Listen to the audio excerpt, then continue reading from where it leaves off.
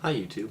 So one of the biggest hazards of being a YouTuber is trying to come up with enough content to keep your audience interested. What I usually do is as soon as I think of something, I write it down somewhere, just jot down a quick note so I remember it later. But the problem is, I don't always remember exactly what the notes mean. For example, I had written down "all kings are large" on this piece of paper, which also has a delightful meatball stain on it. Awesome. I could not for the life of me remember what that meant.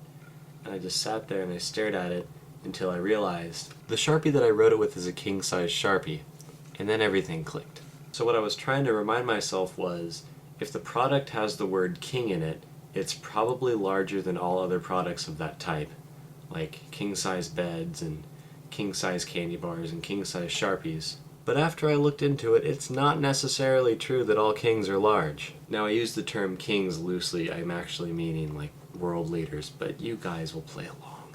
One of the most famous examples of a short world leader is Napoleon, who is reported to be 5'2", but it turns out that he's actually 5'7", which was quite average for his time.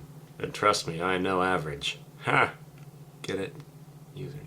The rumor that he was short came from British tabloids depicting him as this tiny little man, and the image just kinda stuck.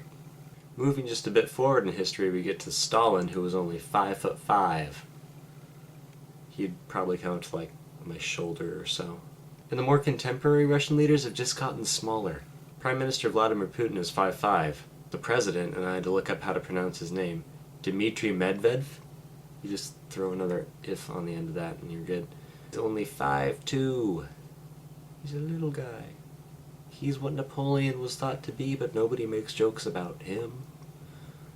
Probably because he's sitting on top of a very large reserve of nuclear warheads, but that's beside the point.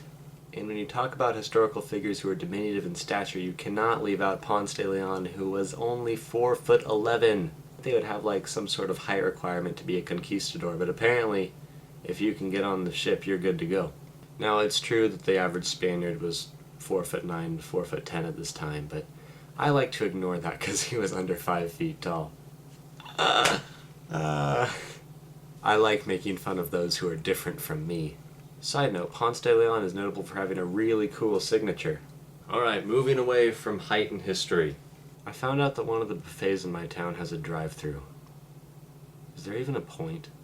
I was walking through the halls of my school today, and this kid started running behind me, and you can hear his footsteps, and he's just booking it down the hall as fast as he can. And he's pushing through people, and I wonder, what is this kid doing? And he starts yelling out, "Phil, Phil, I have something to tell you, Phil!" So naturally I started running behind him to figure out what he was going to tell Phil, because clearly it was very important. And finally this kid reaches Phil and goes, "Phil, I'm glad I found you. Have a rippin' day." He was completely justified in pushing those kids away. And one final note, I'm going to be participating in Vida vlog every day in April.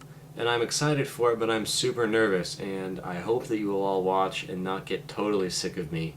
Maybe just like set a schedule up with your friends to watch me every other day and just fill each other in on what happens, because I wouldn't want to watch me every day. But I gotta try it. So, that's all. You all have a great day. Thanks for watching. Bye!